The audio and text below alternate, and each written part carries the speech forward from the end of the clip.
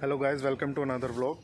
और भाई आज बहुत दिनों बाद वीडियो बन रही है। अपनी पहली सर्विस जो है बुलेट की वो हो चुकी है। आज रिव्यू करेंगे कि सर्विस के बाद जो जो है चेंजेस मुझे फ़ील हुए। और है ना 500 किलोमीटर पे सर्विस होनी थी, वैसे मेरी जो है 575 के या 500 मतलब 75 से ऊपर ही चल चुकी थी। वैसे मेरी जो थी ऑलमोस्ट 600 चल चुकी थी। उसके बाद वैसे मुझे कोई दिक्कत तो आ नहीं रही थी, लेकिन जो है करा लेनी चाहिए। तो मैंने कहा ऑयल वगैरह चेंज हो जाएगा, तो मैंने कहा चलो करा लेते हैं। अब जो उसमें उसके बाद जो चेंजेस फ़ील हुए ना वो बताता हूँ मैं आपको। तो भाई जो चेंजेस फ़ील हुए मुझे वो बताता हूँ आपको। अब उससे पहले आप ये देखो, जैसे आपने बोला था ना भाई शीशे की लगा रखे हैं, शीशे उतार दो यार, बहुत बोला आप लोगों ने। तो भाई मैंने लो शीशे उतार ही दिए। मैंने कहा चलो उस पर उतारेंगे, जब मॉडिफिकेशन सारी कराएंगे। तो मैंने उससे पहले उतार दिया। आपने बोला भाई शीशे बिल्कुल अच्छे नहीं लग रहे, शीशे उतारो, इसके शीशे उतार के बढ़िया लगेगी। मैंने उतार दिया भाई सारे शीशे। देखो पहले ही, अब कैसी लग रही है बताओ शीशे उतार के। और सर्विस की बात करूँ तो सर्विस में भाई मुझे जो कॉस्ट की बात करूँ तो कॉस्ट मुझे आई सर्विस की पूरी 1100 कुछ थे, 1136 रुपये थे शायद, 1136 या 1146 थे आई थिंक। तो टोटल कॉस्ट इतनी आई। पार्ट वगैरह या कुछ भी चेंज नहीं कराया। बेसिकली सर्विस में होता क्या है, बेसिक सर्विस जो फर्स्ट सर्विस होती है, अगर किसी में वैसे कोई किसी की दिक्कत हो गई या किसी की गिर गई है बुलेट, तो उसमें कुछ चेंज होना है तो भाई उसका कह नहीं सकते। लेकिन वैसे मुझे 1100 टोटल 36 की कॉस्ट आई। उसमें थोड़ी बहुत ल्यूब के पैसे लगते हैं कि जो इसकी चेन होती है, जैसे ये है, जैसे इसके चेन की इसमें बीच में जो क्या है, जैसे चलती है ना भाई, क्योंकि इसका चेन कवर तो ये पूरी कवर तो होता नहीं, जो इसकी चेन है वो सारी ओपन होती है। तो क्या है, चल के बार बार ना कॉटन की तरह बीच में छोटे छोटे रेशे की तरह रुई फंस जाते हैं इसमें। तो इस वजह से ना उनको भी निकालना होता है, तो वो ल्यूब से निकालते हैं पहले, मतलब ब्रश से एक बार चेन पे, सारी चेन पे घुमाते हैं ब्रश को, तो उससे ल्यूब से क्लीनिंग करते हैं। और ये ल्यूब के पैसे और बाकी जो चेन क्लीनिंग के, ऑयलिंग के, सब के इनके, और जो मेंटेनेंस जैसे कुछ भी अगर कोई नट बोल्ट ढीला है, ये सब ये जनरल सर्विस में आता है। उसके बाद जो है, जो अब मैं बताता हूँ उसके बाद क्या हुआ भाई। एवरेज जैसे कह रहे थे ना भाई, मेरी तो सच बताऊँ तो मेरी तो 28 का ही दे रही थी। मेरी जो चलती है बुलेट वो चलती है गाज़ियाबाद और जो नोएडा है ना, जैसे ऐसे इलाकों में चलती है। तो मेरी जो 28-29 का, 30 मुश्किल से, मुझे नहीं लगता 30 का भी दे रही थी। तो अब सर्विस के बाद एक तो क्या है कि स्मूथ जो चलती है वो तो हर बाइक का ही है, बुलेट का नहीं, चाहे आप स्प्लेंडर ले लो या कुछ भी ले लो, हर बाइक का ही है वो, है ना, स्मूथ चलती है भाई। सर्विस के बाद तो एटलीस्ट 2-3 दिन तो स्मूथ चलती है। उसके बाद जब सर्विस कराने के बाद 100 किलोमीटर चल जाती है ना, तब पता लगता है कि कैसी चल रही है, कैसी सर्विस हुई है। तो वो तो ऑयल वगैरह चेंज होता है, उसमें स्मूथ चलती है। बाकी हाँ, ब्रेकिंग वगैरह जो है वो थोड़े ढीले हो गए थे, जैसे ब्रेक्स, वो ठीक है, वो सर्विस पे ही ठीक हुए थे। हाँ, एक थोड़ी ना आवाज़ हल्की सी चेंज हुई थी, जो सर्विस के बाद ठीक हो गई है। अब कुछ भाई ये भी कह रहे थे कि भाई ये बताओ कि क्लासिक 350 लूँ कि ये बुलेट लूँ। भाई देखो, है तो दोनों 350 सीसी, दोनों का टॉर्क भी 27 न्यूटन मीटर टॉर्क है दोनों का ही, 350 का भी जो क्लासिक है और इसका भी। बट इसमें बेसिक जो डिफरेंस है, बेसिक डिफरेंस इसमें मैं आपको बताता हूँ। बेसिक डिफरेंस है हैंडल का। इसमें जो है हैंडल, इसमें बंदा थोड़ा सा दूर होके बैठता, क्लोज होके बैठता है, और मतलब ऊंचा है हैंडल इसका, और है ना जो थोड़ा बंदा दूर होके बैठता है। और जो 350 है वो थोड़ी नीची है, उसमें ना थोड़ी आपको वैसी फील आएगी यार। अब मैं फिर कह दूंगा भाई, कई 350 जो क्लासिक के लवर हैं वो फाइंड हो जाएंगे भाई मेरे। उसमें क्या है, आप बंदा नीचे बैठेगा, उसमें थोड़ी एंटाइसर टाइप जैसे होता है ना, या फिर एवेंजर जैसे थोड़ा नीचे होके बैठता है बंदा, कंफर्टेबल। जैसे कई भाइयों की थोड़ी हाइट ऊपर नीचे होती है, कम होती है यानी, तो उनके लिए वो बहुत कंफर्टेबल है 350। और सबसे बड़ी बात, जैसे भारी भी है तो उसमें वैसे हेल्प भी मिलती है। 350 जो क्लासिक है उसका यही बेनिफिट है क्लासिक का, कि उसमें अगर जो बाइक जैसे गिरने के कम चांस रहते हैं, क्योंकि वो काफ़ी नीचे रहती है, तो अपने पैर वगैरह आराम से बंदा लगा सकता है। उसको थोड़ा ना उसमें बफर मिल जाता है कि नीचे नहीं गिर पाती बाइक। और इसमें जो है, इसमें साड़ी थोड़ी सी ऊंची है, तो इसमें मतलब गिरने के चांस ज़्यादा रहते हैं उसके मुकाबले। वो फिर भी अगर जो गिरने भी वाली हो तो समझ जाती है कि पैर उसमें नीचे ठीक से लग जाते हैं। और अब उसमें पूछो भाई, मेरे से पर्सनल चॉइस तो मेरी स्टैंडर्ड ही है। अगर आपको देखो डेली यूज़ के हिसाब से, अगर आपको मतलब इजी टू यूज़ और इसके हिसाब से देखना है तो भाई, अगर जो यूज़ के हिसाब से सिर्फ देखना है आपको, तो वैसे तो यूज़ भी ये भी मैं रोज़ कर ही रहा हूँ, लेकिन अगर आपको वैसे देखना है तो 350 आप जा सकते हो। जो 350 का सोचते हैं या 350 को ज़्यादा प्रेफरेंस देते हैं स्टैंडर्ड के मुकाबले। लेकिन मेरे हिसाब से तो भाई स्टैंडर्ड ही ऊपर है हर उसमें, चाहे वैसे हो। दूसरी बात, ये क्लासिक से सस्ती भी है।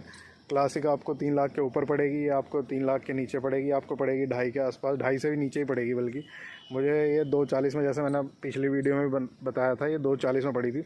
हालांकि अगर आज की डेट में मुझसे पूछो कि मैं आज की डेट में लेता ना, तो भाई मैं ये भी नहीं लेता, मैं लेता फिर बटालियन ब्लैक। वो कम से कम इससे 25,000 रुपये सस्ती है। उसमें चेंज ये है कि जैसे इसमें डुअल ABS है, पीछे वाले डिस्क ब्रेक हैं, उसमें ये डिस्क ब्रेक नहीं है बिल्कुल भी। उसमें सिर्फ ये चीज़ है, नॉर्मल ब्रेक्स जो होते हैं वही हैं, और है ना, ये चीज़ नहीं है। लेकिन हाँ, ब्रेकिंग का उसका जो सिस्टम है ना, थोड़ा जो मैकेनिज़्म है उसका ब्रेकिंग का अच्छा कर दिया है। चाहे उसमें मतलब डुअल ABS नहीं है, लेकिन उसका जो ब्रेकिंग मैकेनिज़्म है अच्छा कर दिया है। जैसे कि बुलेट पहले एकदम नहीं रुकती थी, अगर तेज़ चल रही हो तो थोड़ा समय लग जाता था, मतलब 1-2 सेकंड का जैसे बफर आ जाए बीच में। तो अब जो है, जैसे ये रुकती है ना भाई, एकदम ही उसकी भी ब्रेकिंग सॉलिड है, मैकेनिज़्म उसका भी अच्छा हो गया है। बस ये है, उसमें सिंगल चैनल ABS है, बस फ्रंट में आपको मिलेंगे, जैसे पहले UC मॉडल में मिल रहे थे ना आपको, इसी तरह है वो भी। बाकी सब सेम है। हाँ, उसकी एक सीट चेंज है भाई, इसकी सीट कंफर्टेबल है, उसकी सीट इतनी कंफर्टेबल नहीं है। उसकी है ना बिल्कुल जैसे 1999 वाला जो मॉडल है ना उसका, 98-99 वाला वो मॉडल है उसका, जो सीट का है बिल्कुल थोड़ी है ना रफ टफ सी, थोड़ी हार्ड है थोड़ी सीट। ये थोड़ी कंफर्टेबल है, इसका कुशन भी उससे बेटर है जो बटालियन ब्लैक है। लेकिन वो इससे एक तो नीची है वो सीट बहुत, है ना। इसमें इतना जैसे काफ़ी है ना, इसका कुशन बेटर है, फ्लफ़ी है बहुत, वो इतनी फ्लफ़ी नहीं है। बाकी सब उसका सेम है। सबसे मेन उसमें ना, मेजर उसमें सबसे बढ़िया चीज़ क्या है भाई, अगर आप प्रेफरेंस भी करोगे तो आपके 25,000 रुपये बचाएगी, सबसे बड़ी बात। और रेट्रो लुक जो चाहते थे, जो कहते थे भाई हमें नहीं चाहिए डुअल चैनल ABS, हमें तो पहले वाली लुक ही चाहिए, तो उनके लिए बहुत बढ़िया चीज़ है वो। बाकी ऑलमोस्ट सब सेम है। डुअल चैनल ABS का जैसे मैंने आपको बताया वही है बस उसका। और हाँ भाई, इसमें जो है, जो सबसे बड़े जो जैसे कह रहे थे ना माइलेज में चेंज आता है, भाई मुझे तो कुछ लगा नहीं। हाँ, 2-3 किलोमीटर का फ़र्क आ गया होगा। जैसे बताते हैं ना 35 का, जो भाई कई कमेंट्स में पूछ रहे थे भाई सच में 35 देती है, 40 का बताते हैं 40 देती है। 40 तो भाई मुझे तो देने की नहीं 40, क्योंकि मेरी तो सिटी में ज़्यादा चलती है, नोएडा और गाज़ियाबाद में, तो इस ट्रैफिक में तो नहीं दे पाएगी 40। मेरी तो भाई 35 भी नहीं दे रही, सच बताऊँ तो मेरी दे रही है 33 के आसपास दे रही है, मुश्किल से 33 पता नहीं निकाल रही है कि नहीं, मुझे 33 भी श्योर नहीं है। वैसे मैंने जो कैलकुलेट किया था 31-32 का दे रही है सर्विस के बाद। बाकी ये है कि चलने में फ़ील है भाई, रॉयल फील तो है ही है, खैर स्टैंडर्ड की ये तो सब जानते ही हैं।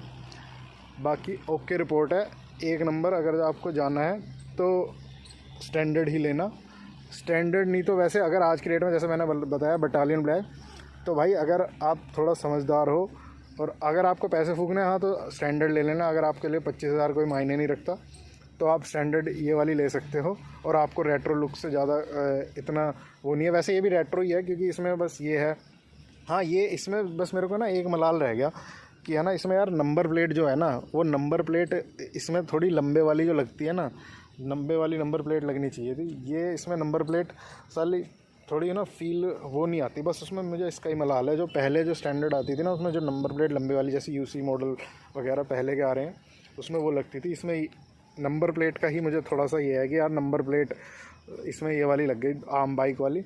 बाकी ओके रिपोर्ट है भाई, चलने में इंजन वैसे ही इसका पावरफुल है। एक हाँ, जो मेजर चीज़ है जो मुझे सबसे बढ़िया लगी भाई, वाइब्रेशन। जैसे मैंने बोला ना कि 500 किलोमीटर चलने पे कई बंदे बोल रहे थे भाई कमेंट में, अरे भाई ऐसी बात नहीं है, वाइब्रेशन आने लगेगी, जैसे थोड़ी सी चल जाएगी आपकी 100-150 किलोमीटर चल जाएगी, 150-200 किलोमीटर चल जाएगी तो वाइब्रेशन आएगी। वाइब्रेशन भाई बिल्कुल नहीं आई। मतलब थोड़ी बहुत तो यार वो हर बाइक में ही आती है, जब तेज़ चलती है हल्का फुल्का, जो जैसे आपने यहाँ पे जो फुट रेस्ट होता है अपना, जब गेयर वेयर चेंज करते हो हल्की फुल्की, तो वो यार माइनर, तो वो आम बाइक भी आप पल्सर भी लोगे ना यार, उसमें भी इससे ज़्यादा होती होगी वो। जे सीरीज़ के इंजन में तो वैसे वो पहली बुलेट में होती थी, वो इसमें नहीं है भाई वो चीज़। इसमें यह है कि क्या नाम है, आप जैसे दूसरा क्वेश्चन था भाई का कि भाई ये 100 के ऊपर जाके ये फिर हिलने तो नहीं लगती पहले की तरह। भाई डबल चेसी है, वैसे भी नहीं हिलती, मजबूती। और दूसरा, अब चाहे कंपनी ने क्या अपडेट किया पता नहीं, डबल चेसी की वजह से आप मान लो इसको, या कोई दूसरा रीज़न मान लो, लेकिन मैंने ये 105 के आसपास तो चढ़ा दी थी, 105 110 चढ़ा दी थी आराम से, और आराम से जाती है स्मूथली भाई, बिल्कुल वाइब्रेशन नहीं था ना, ये हिल रही थी। हैंडलिंग इसकी इतनी ज़बरदस्त थी, चाहे इसको 100 पे भी आप हाथ छोड़ सकते हो, हालांकि मैं रेफ़र नहीं करूँगा भाई किसी को 100 पे हाथ छोड़ने का। अब मेरी जो है ये ऑलमोस्ट 900 किलोमीटर से शायद ऊपर ही चल गई होगी मेरी, देखते हैं कितनी चल चुकी है। हाँ भाई ये देख लो, जैसे मेरी चल चुकी है ये 948 किलोमीटर, तो ऑलमोस्ट 950 चल गई है हमारी ये। अभी जैसे ही 1000-2000 किलोमीटर चल जाएगी ना। वैसे मुझे नेक्स्ट वीक जाना है यार, मॉडिफिकेशन तो मैं पूरी जो कराऊंगा वो तो 1 महीने बाद कराऊंगा, बट हम परसों जा रहे हैं भाई, संडे को। तो संडे को या सैटरडे को, अभी तक हमारे ना श्राद्ध चल रहे थे, श्राद्ध में ना नया काम कोई नहीं कराते, तो उसके बाद मैं ना इसमें कोटिंग वगैरह कराऊंगा यार। टैंक में ना एक तो अच्छा होता है, तो आप अपनी ज़रूर राय दें भाई, पीपीएफ कराऊं इसमें या सेरेमिक कराऊं, क्या कराऊं जो ठीक भी हो, जिसमें मतलब दुख भी ना हो। अगर पैसा खर्च हो थोड़ा बहुत तो कोई बात नहीं, बट बढ़िया कौन सी है, सेरेमिक है बढ़िया है। धूप में कौन सी अच्छी रहती है कि धूप से ख़राब तो नहीं होती, और जब उतरेगी अगर कभी भी तो टैंक पे स्क्रैच या टैंक पे स्टेन्स तो नहीं छोड़ेगी। वो अपनी राय जिस भाई को पता हो या जिसने करा रखी हो पहले, वो भाई ज़रूर अपनी एडवाइस दें। इसमें परसों कराने जाएंगे हम, दिल्ली कराएंगे।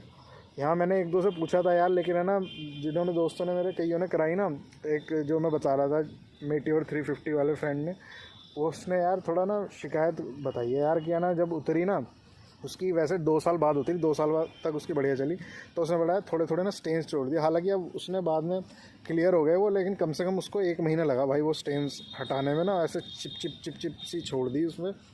और वो वैसे ज़बरदस्ती तो उसको हटानी नहीं चाहिए वो, अगर जो आपके ऐसी हो जाए ना स्टेन्स, तो वो बोल रहा था ज़बरदस्ती नहीं हटाने चाहिए, नहीं तो ज़रूर टैंक पे आपके स्क्रैच आ जाएंगे। वो अपने आप ही धीरे धीरे जैसे धुल के इस पर मतलब डिटर्जेंट वगैरह लगेगा, जो होता है स्क्रैचलेस डिटर्जेंट वगैरह, और जब लगेगा ना बार बार लगते लगते, तो 1-1.5 महीने बाद तब वो स्टेन्स जो है वो चेपी जो रह जाती है ना हल्की फुल्की सी, तो है ना, वो ऐसी काला काला जो अलग ही हो जाता है। वो उसकी ब्लू कलर की है, तो उसके में इतना दिख नहीं रहा था वैसे, लेकिन ये है अलग अलग आपको पता लग जाएगा कि स्टेन्स यार कुछ चीज़ उतारी गई है इस पे से। तो वो स्पेशली जो एजेस होते हैं ना, एजेस जैसे जहाँ पे यहाँ पे फिनिशिंग है, अगर बंदे ने फिनिशिंग, यही देखा जाता है कि अगर बंदे ने फिनिशिंग अच्छी नहीं कर रखी ना स्पेशली, तो इस जगह पे जहाँ से उतारनी स्टार्ट करेगा ना, वो जब उतरेगी या अपने आप उतरेगी या अपने आप उतरवाओगे उसे, तो इस जगह जहाँ पे फिनिशिंग होती है एज के पास, यहाँ से इधर इस कोने पे ज़्यादा, कोनों पे ज़्यादा निशान छोड़ती है ये चीज़। तो भाई बताना कि सेरेमिक बढ़िया रहेगी क्या बढ़िया रहेगी। हालांकि उसकी सेरेमिक नहीं थी, उसकी तो दूसरी थी। तो हम वैसे मैं सोच रहा हूँ, मेरे जो प्रेफरेंस है मैं सेरेमिक ही देखूँगा। आप बताना भाई कि क्या करानी चाहिए। परसों हम जाएंगे, उससे पहले भाई कमेंट में अपनी राय ज़रूर देना कि जिसने भी भाई ने करवा रखी है और जिसका खुद का एक्सपीरियंस है। और भाई मुझे आइडिया नहीं है कि धूप में करनी चाहिए वैसे नहीं करनी चाहिए। उन्होंने बोला था, वैसे एक भैया थे जो दिल्ली में जिनके पास मुझे करानी है, तो उन्होंने ही बताया था कि उनसे बात हुई थी फ़ोन पे। उन्होंने कहा भैया वो अलग अलग होती है, जिसकी जैसी प्राइस वैसे ही उसका एडवांटेज है, कुछ के डिसएडवांटेज है। तो भाई अपनी राय ज़रूर देना कि सेरेमिक करानी है या है ना कौन सी करानी है, और सेरेमिक का जो इसमें पानी है सेरेमिक पे रुकता है या नहीं। जिस भाई ने कराई हुई है ना, एक्सपीरियंस जिसे हो भाई, वही बताना ज़रूर, ठीक है। जिससे सेरेमिक वगैरह, वैसे मेरी प्रेफरेंस जो पर्सनल प्रेफरेंस है मेरी सेरेमिक की है। अगर किसी भाई ने सेरेमिक कराई है और है ना उसका अच्छा एक्सपीरियंस रहा, तो भाई ज़रूर बताना, तो हम सेरेमिक कराएंगे। अदरवाइज़ जिसने किसी और का भी बताना ना, अलग अलग भाई अपनी राय ज़रूर देना कि उसने ये कराई थी, और एडवांटेजेस और डिसएडवांटेज जो उसने फ़ील किया ना भाई, वो भी लिख देना साथ में उसी हिसाब से, ताकि मेरे को आइडिया रहे। क्योंकि यार जिस बंदे से लेते हैं ना चीज़, सामान करवाते हैं, वो तो भाई उसके सिर्फ एडवांटेजेस ही बताएगा। डिसएडवांटेज बताने वाला तो ऐसा ईमानदार तो कोई होता है ना। तो भाई आज के लिए इतना ही, बस यही फीडबैक देना था। सर्विस हमारी हो गई है। अब नेक्स्ट सर्विस जो इसकी होनी है वो होगी 5000 किलोमीटर चलने के बाद।